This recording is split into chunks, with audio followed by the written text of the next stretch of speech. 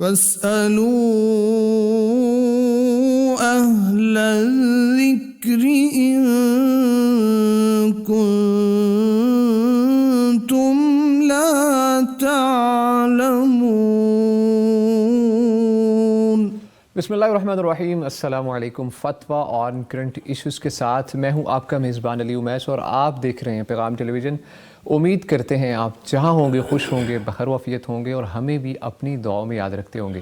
حسب معمول پیر اور جمعرات کو آپ کی خدمت میں حاضر ہوتے ہیں۔ آپ بھی اس پروگرام میں لائیو کالز کے تھرو شریک ہو سکتے ہیں۔ کرنا کیا ہے، پیغام ٹیلی ویژن کی جانب سے دیے گئے یو اے این نمبر پہ کال کرنی ہے۔ وہ نمبر آپ نوٹ فرما لیں اور نمبر آپ کی اسکرین پہ بھی اس وقت شو ہو رہا ہوگا، 04211700000 یعنی 04211170000۔ اس کے علاوہ آپ ہمیں واٹس ایپ پہ بھی رابطہ کر سکتے ہیں، اپنے ریٹن میسیجز یا وائس نوٹ کی صورت میں میسیجز بھیج سکتے ہیں، اپنے شرعی سوالات کے جوابات لے سکتے ہیں۔ نمبر نوٹ فرما لیں 0321565200 یعنی 0321565200۔ الحمدللہ ہمارے ساتھ مفتیان کرام کا پینل موجود ہوتا ہے۔ آپ کو تعارف کرواتے چلیں، ہمارے ساتھ جو پہلی شخصیت موجود ہیں فضیلت الشیخ مفتی عبدالولی خان حفظہ اللہ تعالی، ہم انہیں خوش آمدید کہتے ہیں۔ مفتی صاحب السلام علیکم۔ وعلیکم السلام ورحمۃ اللہ۔ مفتی صاحب کیسی طبیعت؟ ہاں جی الحمدللہ، الحمدللہ۔ اور ان کے ساتھ موجود ہیں فضیلت الشیخ مفتی محمد نعمان فاروقی حفظہ اللہ تعالی، ہم انہیں بھی خوش آمدید کہتے ہیں۔ مفتی صاحب السلام علیکم۔ وعلیکم السلام ورحمۃ اللہ وبرکاتہ۔ مفتی صاحب آپ کے مزاج کیسے ہیں؟ اللہ کا بہت شکر۔ الحمدللہ جی الحمدللہ۔ مفتی صاحب آج کی جو ہماری ہیڈ لائنز ہیں ان کی جانب بڑھتے ہیں۔ مفتی نعمان فاروقی صاحب، کم عمری میں ذبح کیے جانے سے ملک میں جانوروں کی قلت کا خدشہ پیدا ہو گیا ہے۔ اس سلسلے میں گورنمنٹ نے جو کہ نوٹس لے چکی ہے اس کے اوپر اور اسے تعین کر دی ہے پرٹیکولر ایج کہ 3 سال سے کم عمر جو بیل اور بھینسوں کو ذبح سے روکا جائے گا، اور بھینسوں اور بیل کو قابل استعمال عمر یعنی 10 سال تک ذبح نہیں کیا جائے گا۔ یہ انہوں نے جو حد تعین کی ہے۔ اسی طرح جو عمر بکری اور بھیڑ ہے اس کے لیے بھی انہوں نے جو ہے نا 1.5 سال منیمم ایج رکھی ہے۔ اس سلسلے میں جو ہمیں رہنمائی درکار ہے مفتی صاحب کہ جانوروں کو کم عمری میں ذبح کرنے کے حوالے سے اسلامی احکام کیا ہے، اور کیا شریعت میں جانوروں کی عمر کی کوئی حد مقرر کی گئی ہے کہ اس سے پہلے انہیں ذبح نہیں کر سکتے؟ ان الحمدللہ والصلاۃ والسلام علی رسول اللہ۔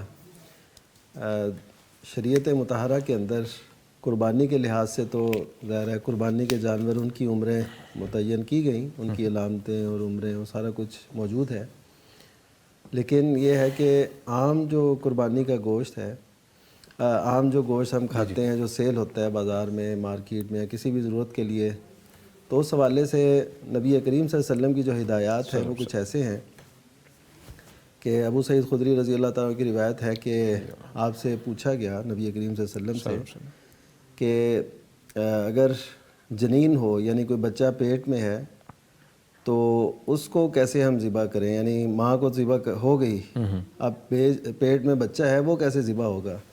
تو آپ صلی اللہ علیہ وسلم نے فرمایا کہ اگر تم چاہتے ہو تو اسے کھا لو، چاہتے ہو تو اسے کھا لو، اور اس کی ماں کو جو ذبح کیا تو وہ اندر سے خود ہی ذبح ہو گیا۔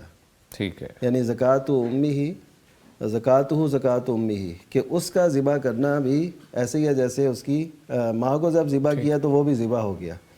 تو آپ صلی اللہ علیہ وسلم نے جو یہ فرمایا نا کلو ان شئتم کہ اگر تم چاہتے ہو تو اسے کھا لو، تو اس سے یہ پتہ چلتا ہے کہ یہ کوئی پسندیدہ امر نہیں تھا۔ اب چونکہ وہ اس کی ماں کو ذبح کیا اور اندر سے وہ ایسی حالت میں نکلا تو اب اس کے لیے یہ نبی کریم صلی اللہ علیہ وسلم نے حکم صادر فرمایا۔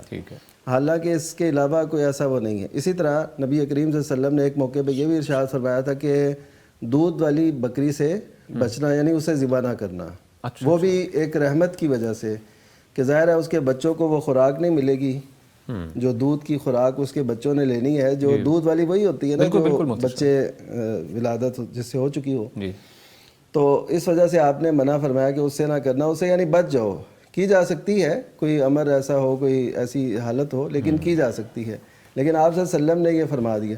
تو اس سے یہ پتہ چلتا ہے کہ اگرچہ کھانا جائز ہے، لیکن اگر حکومت یہ دیکھے کہ اگر کثیر تعداد میں ایسے کام شروع ہو جائے تو اس میں یہ ہے کہ ایسے کرنے سے اگر جانوروں کی قلت پیدا ہوتی ہو، اس بحران کو ختم کرنے کے لیے حکومت ایسی پابندی لگا سکتی ہے۔ یہ بالکل حکومت جائز کرے گی، کیونکہ جو گوشت ہے عموماً وہ ہر جگہ پہ میسر ہونا چاہیے. اگر یہ قلت ہوتی رہی، اسی طرح کسی بھی نسل کی بقا کے لیے اگر حکومت ایسی کوئی پابندی لگاتی ہے تو وہ ٹھیک ہے بالکل، تاکہ اس میں احتیاط ہو اور وہ اپنے حصے کے جو ولادت کے پروسیس ہیں اس سے گزر کے پھر ذبح ہوں. ٹھیک ہے چاہے وہ نر ہیں یا مادہ ہیں، اپنا اپنا وہ کردار ادا کریں اور اس سے جو ہے نا نسل آگے بڑھے اور اس کے بعد وہ اپنے انجام کو پہنچے. حکومت کا یہ اقدام درست ہے اور یہ ٹھیک ہے، جائز ہے شریعت. بہت شکریہ مفتی صاحب. جی میرے ساتھ کالر موجود ہیں. السلام علیکم. وعلیکم السلام. نادیہ صاحبہ فیصل آباد سے ہیں، کیا پوچھنا چاہیں گے آپ مفتی صاحب سے؟ دونوں مفتیان کرام کو سلام. وعلیکم السلام ورحمۃ اللہ. مفتی عبدالعزیز خان سے بات کرنی ہے. جی جی جی پوچھیے، سن رہے ہیں آپ. پچھلے مہینے میں نے کال کی تھی، اپنے لیے دعا کروائی تھی.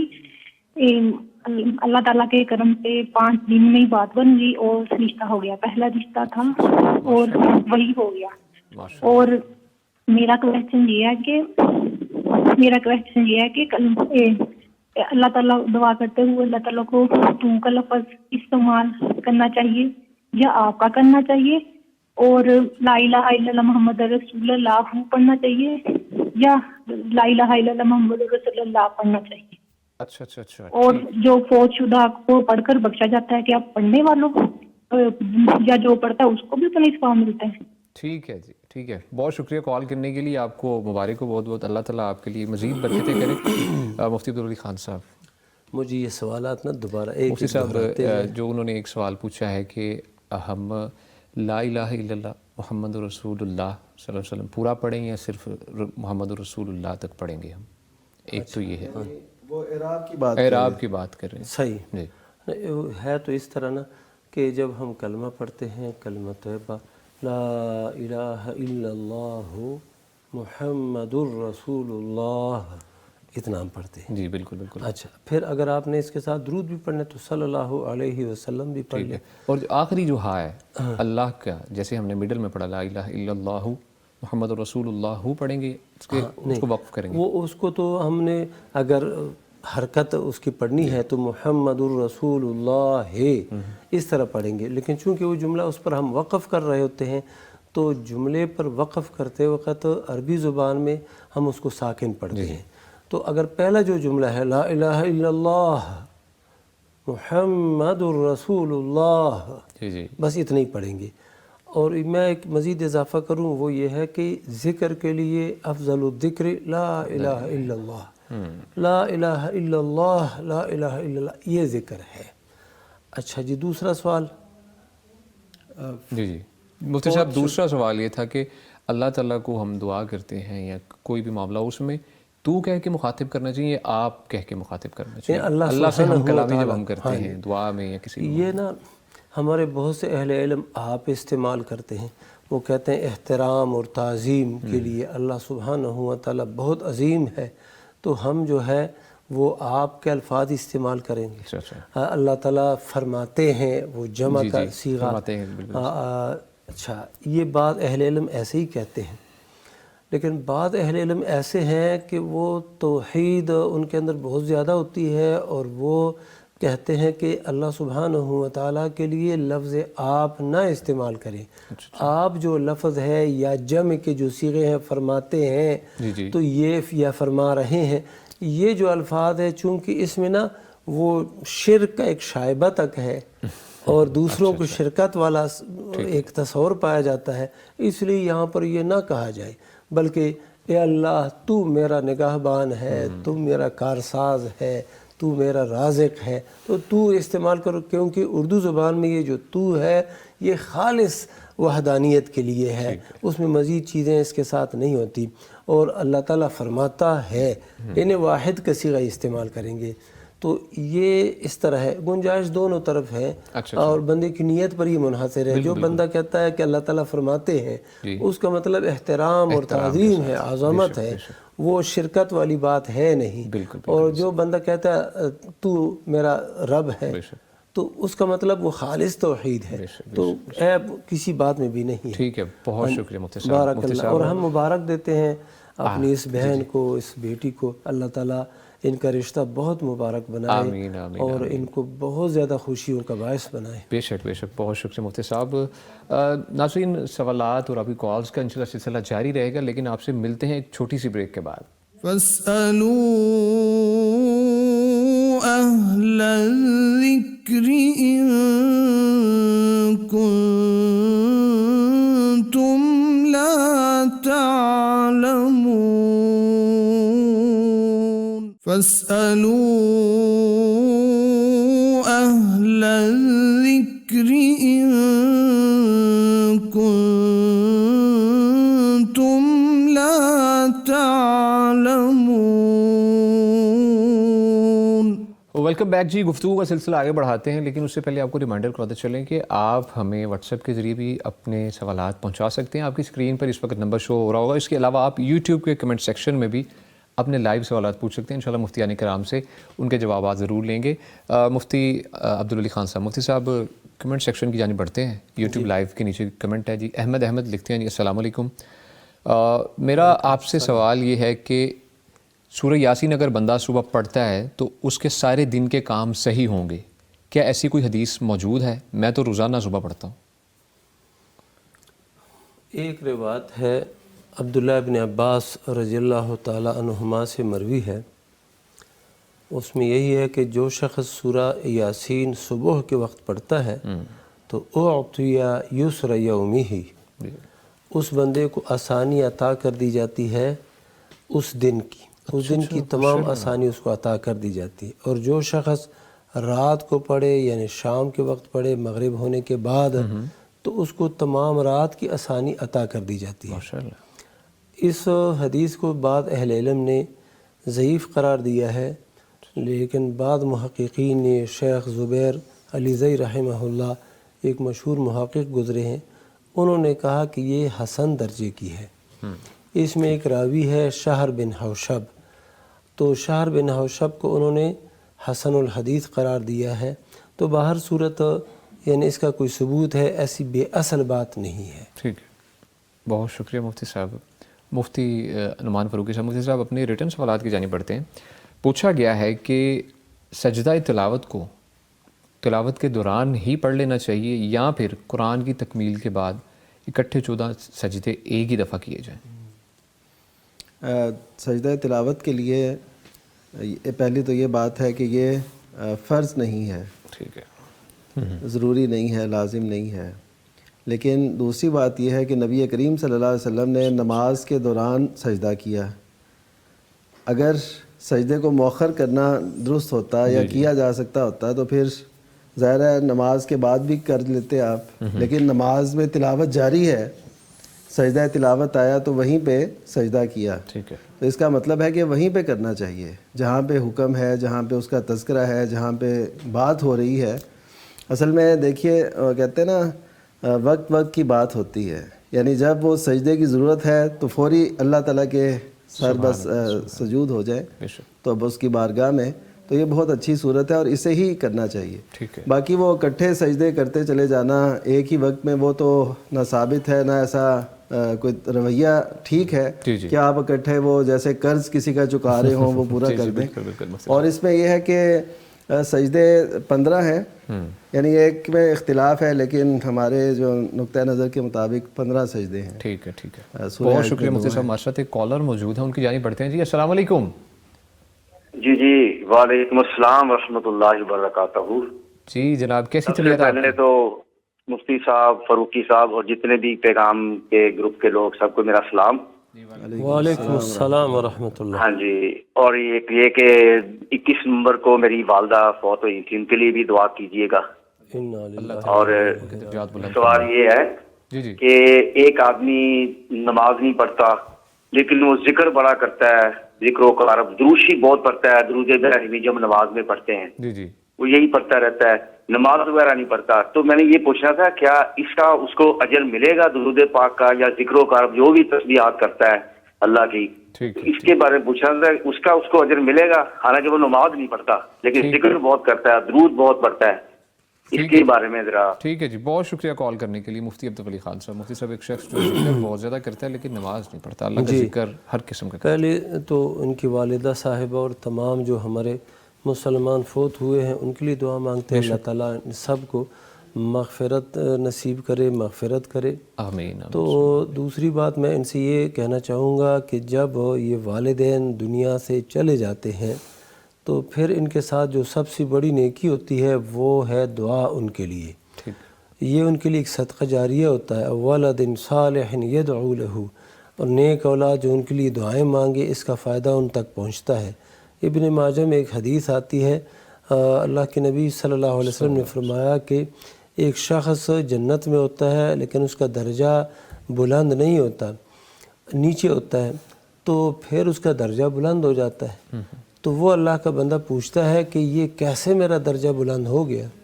تو اللہ سبحانہ و تعالیٰ کی طرف سے جواب آئے گا, باستغفار ولدک لک, آپ کی اولاد نے تیرے لیے استغفار اور مغفرت کی دعا مانگی ہے, اس وجہ سے تیرا درجہ بلند ہو گیا. تو اولاد جو ہے نا اپنے والدین کے لیے ضرور دعائیں مانگا کریں. ایک بات ہو گئی. جو دوسری بات وہ انہوں نے پوچھی ہے اس حوالے سے کہ ایک بندہ ذکر و اذکار تو کرتا ہے لیکن نماز نہیں پڑھتا. مسئلہ یہ ہے کہ یہ جو نماز ہے نا, نماز یہ کفر اور اسلام کے درمیان ایک فاصل ہے, ایک حد ہے. بین العبد و بین الکفر و شرک ترک الصلاۃ, بندے کے درمیان اور شرک اور کفر کے درمیان ملانے والی چیز جو ہے وہ نماز کا چھوڑ دینا ہے. یعنی جب بندہ نماز پڑھتا ہے شرک اور کفر اس سے دور رہتا ہے, اور جب وہ نماز چھوڑ دیتا ہے تو اس کے درمیان اور کفر اور شرک کے درمیان کوئی رکاوٹ, کوئی حائل مانع باقی نہیں ہے, وہ شرک اور کفر اس کے ساتھ مل گیا ہے.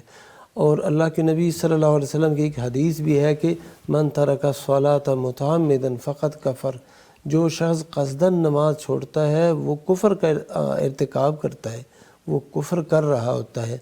اور دوسری جگہ فرمایا اقیموا الصلاۃ ولا تکونوا من المشرکین, نماز قائم کرو مشرکین میں سے مت ہو جاؤ.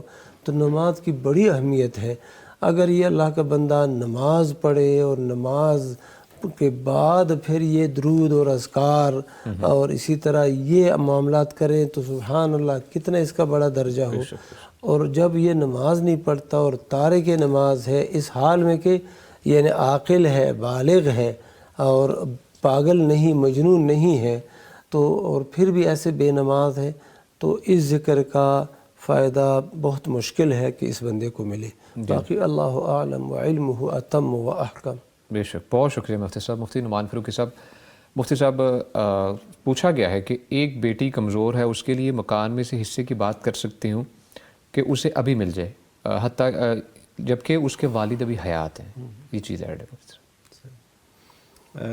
یہ ضرورت کے تحت ایسے ہوتا ہے عموماً کہ کسی وارث کو جس ٹائم بننا ہو, ابھی وارث ابھی وارث نہیں ہے لیکن آئندہ مستقبل میں اس سے بننا ہے, تو اس کا حصہ ابھی دلوا دیا جائے.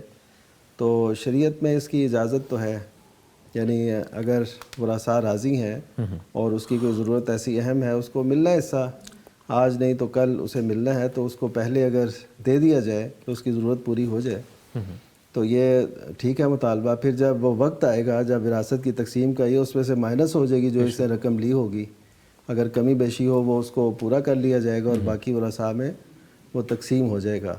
اور میرے خیال میں اگر کسی کو ضرورت پیش آئے تو ایک دوسرا پہلو بھی ہے اس کا, یعنی ضرورت مند کو اگر کوئی اس کی ضرورت پوری کر دی جائے تو یہ ہدیے سے مختلف صورت ہے. میں اس کو ذرا واضح کروں اس بات کو کہ ایک ہوتا ہے والدین اپنی اولاد میں سے کسی کو ہدیہ دیتے ہیں, تو ہدیہ جب دینا ہے تو اولاد کو برابر رکھنا ہے, یعنی ہر بچہ ہے یا بچی ہے اس کو برابر وہ تقسیم کریں گے. لیکن جب کسی کی ضرورت پوری کرنی ہو, یعنی کوئی کمزور ہے بچوں میں سے, بچیوں میں سے, اس کی ضرورت پوری کرنی ہو تو یہ ہدیے والی صورت نہیں ہے, یہ اس کی ضرورت پوری کی جا رہی ہے. اس کی مثال ایسے ہی ہوگی کہ اولاد میں سے ہر ایک, بڑے بچے چھوٹے بچے, ان سب کا ظاہر ہے ضروریات ایک جیسی نہیں ہے, اور ان میں زیادہ کمی بیشی ہوتی رہتی ہے نا. مثلا کوئی پرائمری میں پڑھ رہا ہے تو اس کے اخراجات اور ہوں گے, ایم اے میں پڑھ رہا ہے تو اس کے اخراجات اور ہوں گے. تو اب وہ ضرورت کے تحت ہم ان میں یہ فرق کر سکتے ہیں. تو اسی طرح اولاد بھی اگر کوئی کمزور ہے تو اس کا مالی تعاون ایسے بھی اگر آپ کر دیں اس کو اسٹینڈ کرنے کے لیے, تو یہ ہدیے کی اس صورت میں نہیں آئے گا. ہدیہ علیحدہ چیز ہے اور ضرورت پوری کرنا علیحدہ چیز. ٹھیک ہے, بہت شکریہ مفتی صاحب. مفتی مفتی صاحب ایک چھوٹی سی اگر حصہ لینے والی پہلی فوت ہو جائے, جس کو حصہ دینا ہے وہ پہلے ہی فوت ہو جائے, اس سلسلے میں کیا رہنمائی ہے؟ ہاں, اگر وہ پہلے فوت ہو جائے تو ظاہر ہے وہ اگر حصہ اس کو مل چکا ہے, جی حصہ اس کو مل چکا ہے, ہاں حصہ مل چکا ہے اور وہ فوت ہو گئی, تو اب ظاہر ہے وہ اس کے جو ورثاء بنیں گے, اس خاتون کے جو ورثاء ہوں گے یعنی اس کے بچے یا اس کے خامند, تو ان کو تقسیم کیا جائے گا. اس میں سے کمی بیشی وہ پہلے کر لی جائے گی, کمی بیشی پہلے کر لی جائے گی ان کی وراثت میں سے جو ان کے حصے میں آنی ہے. تو وہ کر کے یعنی ان کے حصے زیادہ آتا ہے تو زیادہ مل جائے, اگر انہوں نے زیادہ لیا تھا تو ان کو پھر اس میں سے مائنس کر کے ان کے ورثاء میں وہ تقسیم ہوگی. ٹھیک ہے, بہت شکریہ مفتی صاحب.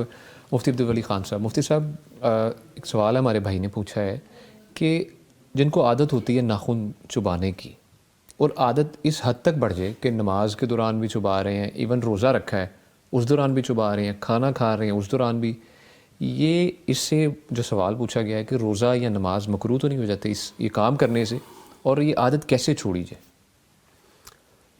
یہ عادت تو کوئی اچھی عادت نہیں ہے. یہ چھوٹے بچوں میں پائی جاتی ہے, بڑے بندوں میں تو بہت کم پائی جاتی ہے, الا ہے کہ ایسی صورت پیش آ جائے, کوئی نادر صورت. تو یہ ایک انہیں مکروہ عمل ہے. جب بندہ نماز کے دوران ایسی حرکت کر رہا ہے, ناخن توڑ رہا ہے اور منہ میں وہ ڈال رہا ہے, تو یہ نماز کے اندر جو خشوع اور خضوع اور اسی طرح عاجزی مطلوب ہے, اور اس طرح کا التفات اور تحرک یہ ممنوع ہے, یہ اس کے خلاف ہے. لہذا اس کو اس طرح نہیں کرنا چاہیے. اور روزے کی حالت میں جو ہے نا ایسا کرتا ہے وہ بھی انہیں مطلوب عمل نہیں ہے, اچھا عمل نہیں ہے, لیکن اس سے روزہ ٹوٹ جائے یہ اس کی کوئی واضح صورت بنتی نہیں ہے روزہ توڑنے, کیونکہ یہ اس کا ہاتھ ہی اور ہاتھ منہ میں اس نے دیا ہوا ہے. تو روزہ تو نہیں ٹوٹتا, البتہ یہ ایک ناپسندیدہ عمل ہوگا, مکروہ عمل ہوگا. اس سے جو چھوٹے بچوں کے لیے جو طریقہ اختیار کیا جاتا ہے وہ تو یہ ہے کہ وہ چھوٹا بچہ جو ہے اس انگلی پہ نا تھوڑی سی مرچیں لگاؤ. ٹھیک ہے, اچھا مرچیں لگانے سے نا ہوگا یہ کہ جب وہ منہ میں ڈالے گا تو وہ جلن ہوگی, تو اس وجہ سے وہ چھوڑ دے گا. ٹھیک ہے, ایک تو یہ دیکھ لینا وہ آنکھ میں نہ لگا. جی بالکل وہ چھوڑ دے گا. ایک بات ہو گئی. دوسری بات یہ ہے کہ اگر کوئی بڑا ہے تو اس کے اس انگلی پر نہ پٹی وہ لگا دے. ٹھیک ہے, پٹی لگا دے. چھوٹے بچے کے ساتھ بھی یہ کر سکتے ہیں.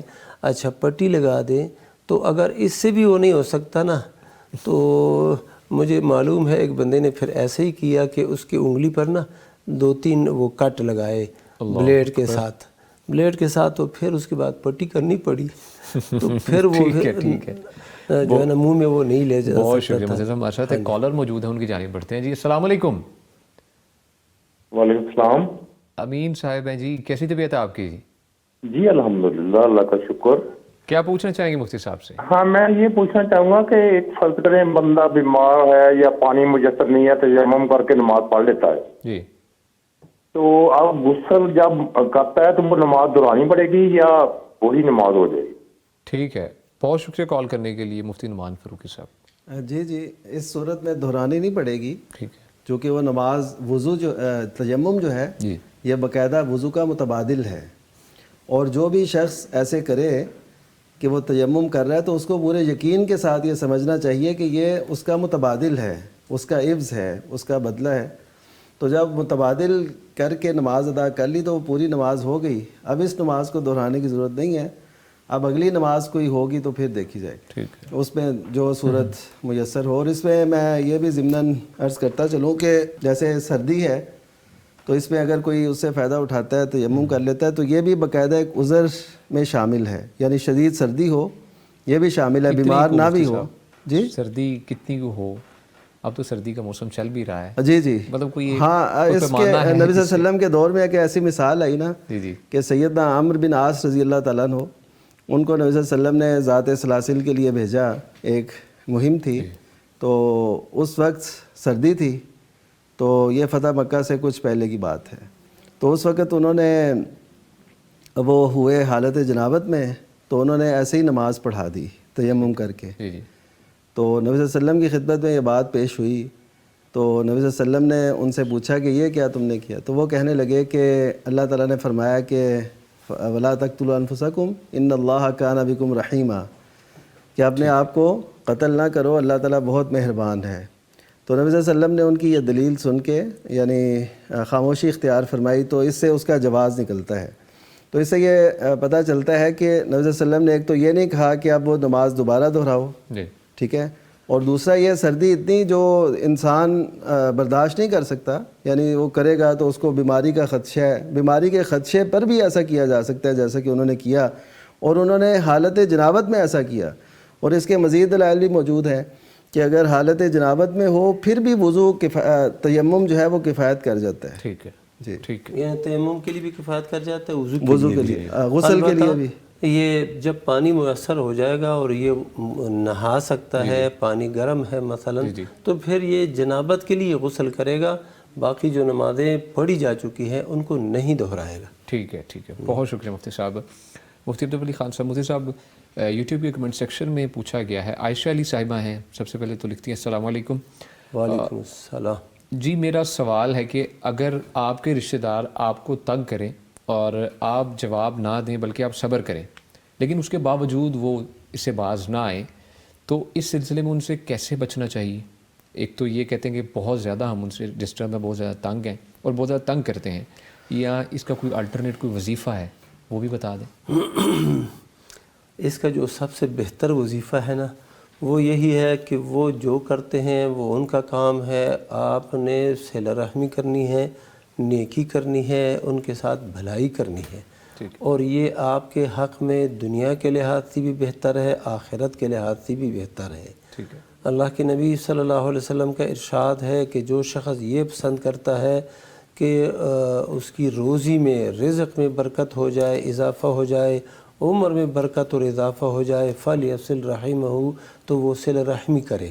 تو صلہ رحمی کے فوائد یہ ہے کہ بندے کی عمر جو ہے نا اس میں بھی اضافہ ہوتا ہے اور روزی کے اندر بھی اضافہ ہوتا ہے، اور ان چیزوں سے بندے کی نا بندے کو بہت زیادہ فوائد حاصل ہوتے ہیں. اور جو دوسرے رشتہ دار ہیں وہ قطع رحمی کرتے ہیں، آپ کے ساتھ اچھا نہیں کرتے، اس کے باوجود آپ نے اچھا ہی کرنا ہے ان کے ساتھ.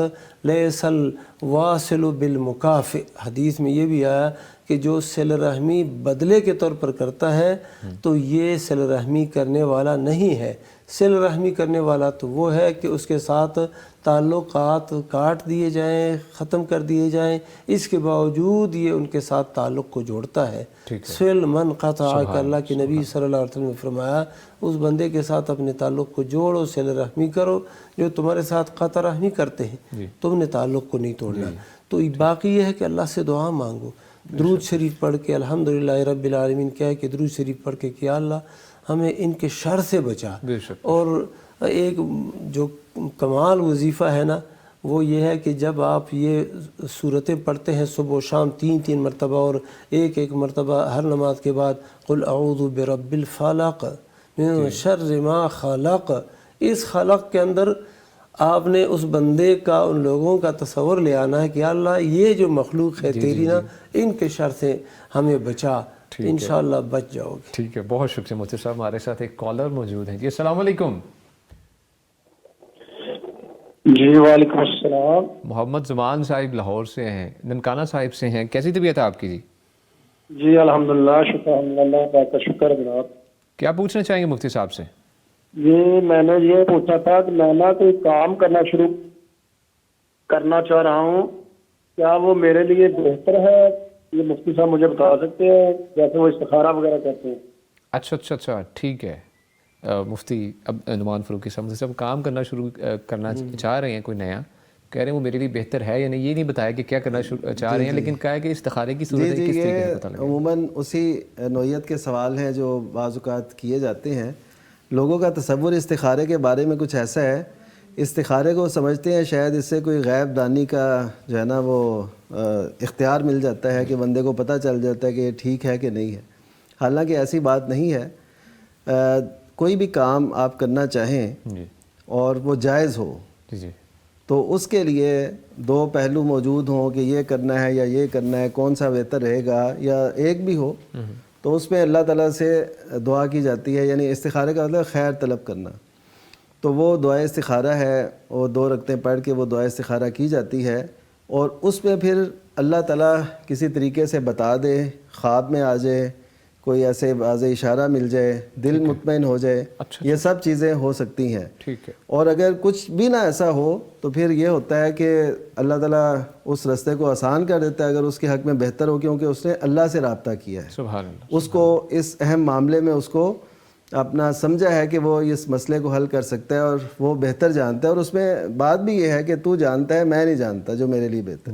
تو اس کا مطلب یہ ہے کہ اللہ تعالیٰ کی عظمت اور اس کی کبریائی اور اس کے قدرت وہ سارا واسطہ دے کے انسان کی بات کرتا ہے. تو یہ استخارے کا تو یہ مطلب ہوتا ہے. باقی جو کام جائز ہو وہ آپ کر سکتے ہیں، اور پوری تندہی سے کریں، امانت داری سے کریں، اور اللہ تعالیٰ سے دعا کر کے کریں.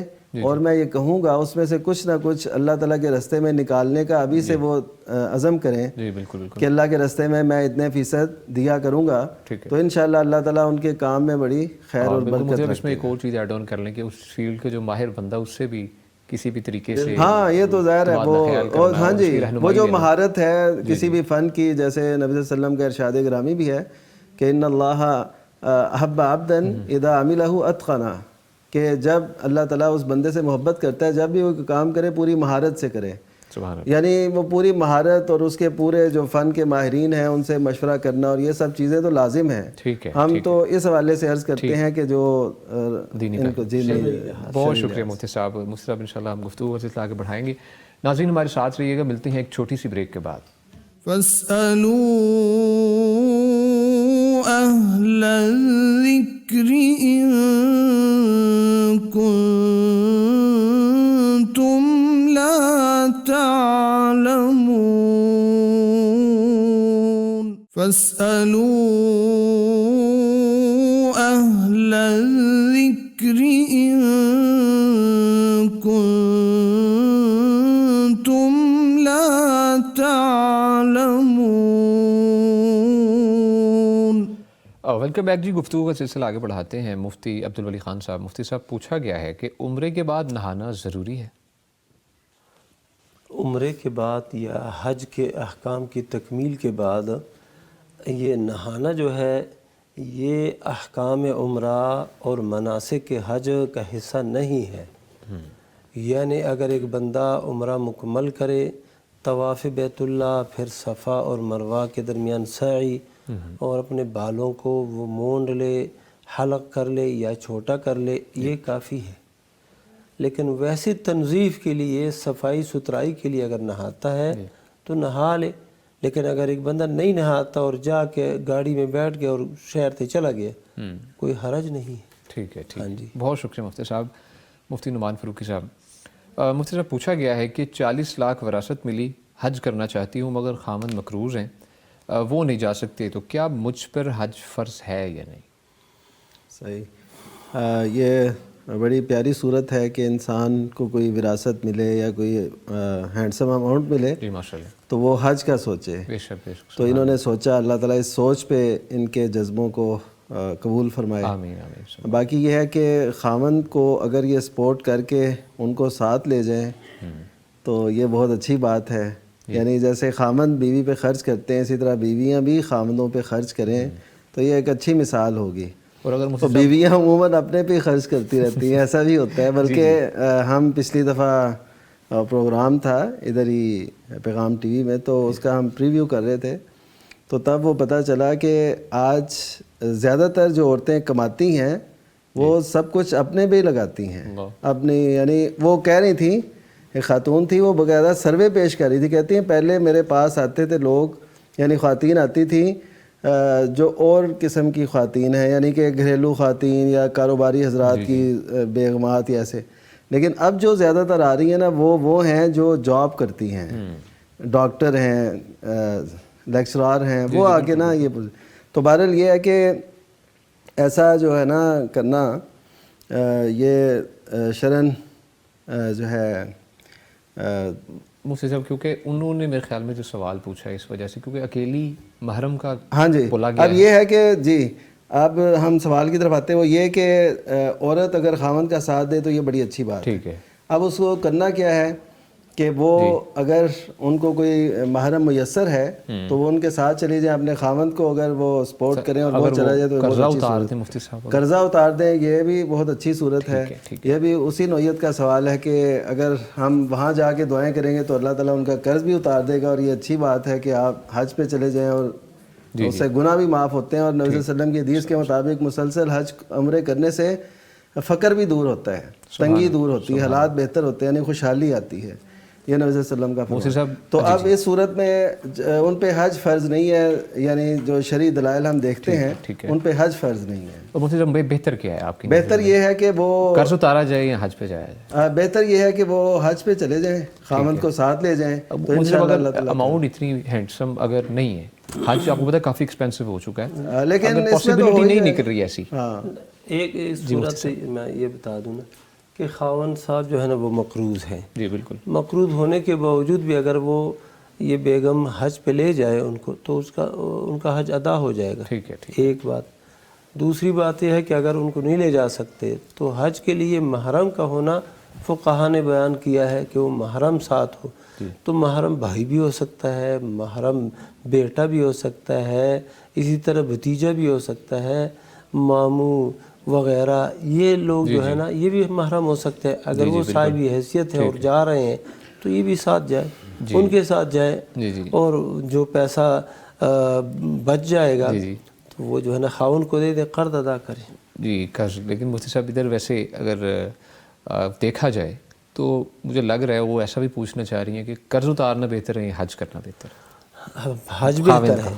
حج بہتر ہے. وہ قرض تو خاوند پہ ہے، اس پہ تو نہیں ہے نا. اچھا. اور اس پر تو حج ایک صورت میں لازم ہو گیا ہے. ٹھیک ہے. وہ یعنی کہ فی الذمہ، اس کے ذمے میں حج واجب ہے، اگرچہ اداءً وہ حالات نہیں بن رہے. جی ٹھیک ہے. اگرچہ بعض اہل علم کا، مثلا امام شافعی رحمہ اللہ کا، امام حسن بصری رحمہ اللہ کا، ان کا یہ ہے کہ یہ محرم کا وجود یہ حج کے وجوب کے لیے شرط ہی نہیں ہے. وہ کہتے ہیں کوئی بھی ایسے قابل اعتماد جماعت خواتین کی ہوں ان کے ساتھ جائے. ٹھیک ہے. بہت شکریہ مفتی صاحب. ہمارے ساتھ ایک کالر موجود ہیں، ان کی جانب پڑھتے ہیں. جی السلام علیکم. السلام. محمد عمران صاحب 52 نگر سے. کیسی طبیعت ہے آپ کی؟ ٹھیک ہے، اللہ کا شکر ہے سر. کیا پوچھنا چاہیں گے مفتی صاحب سے؟ مفتی صاحب سے یہ پوچھنا ہے کہ ہمارے بہن بھائیوں کی شادی نہیں ہو رہی. اچھا. اور شادی کے لیے وظیفہ پوچھنا ہے. ٹھیک. اللہ کا شکر ہے سر. ٹھیک ہے جی. بہت شکریہ کال کرنے کے لیے.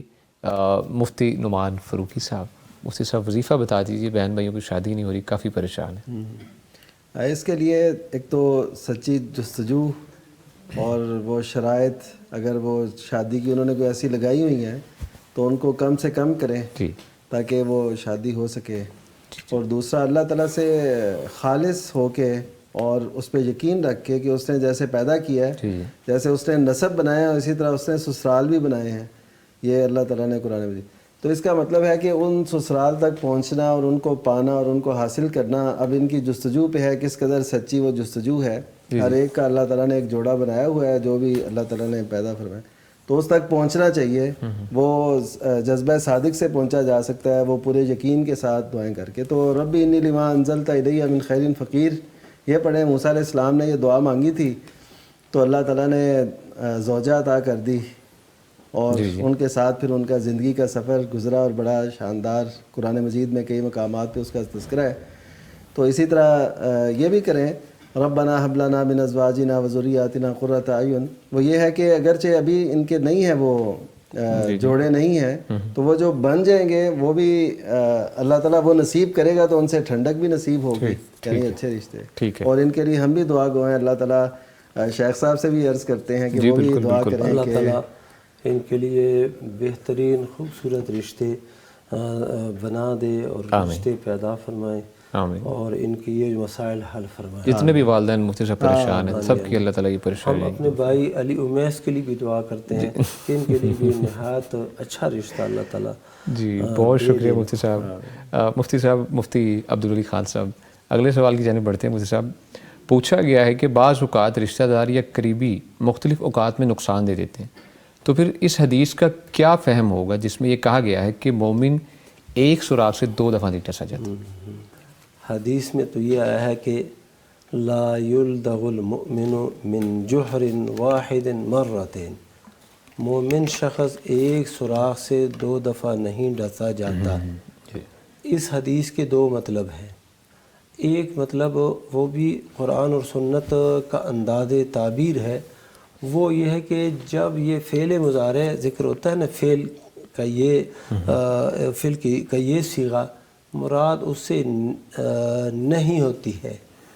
تو جیسے کہ مضارع کا صیغہ ہوتا ہے والوالدات یرضعن اولادہن حولین کاملین، تو ان مائیں اپنے بچوں کو 2 سال دودھ پلائیں، تو وہاں پر امر کا صیغہ نہیں ہے، یرضعن مضارع کا صیغہ ہے، لیکن اس صیغے کا مطلب امر ہے. اسی طرح یہ نفی کا صیغہ ہے، لیکن اس سے مراد نہیں ہے کہ مومن کو اتنا سادہ بھی نہیں ہونا چاہیے کہ ایک سوراخ سے 2 دفعہ وہ ڈسا جائے. ایسے مومن کو ایسے نہیں ہونا چاہیے.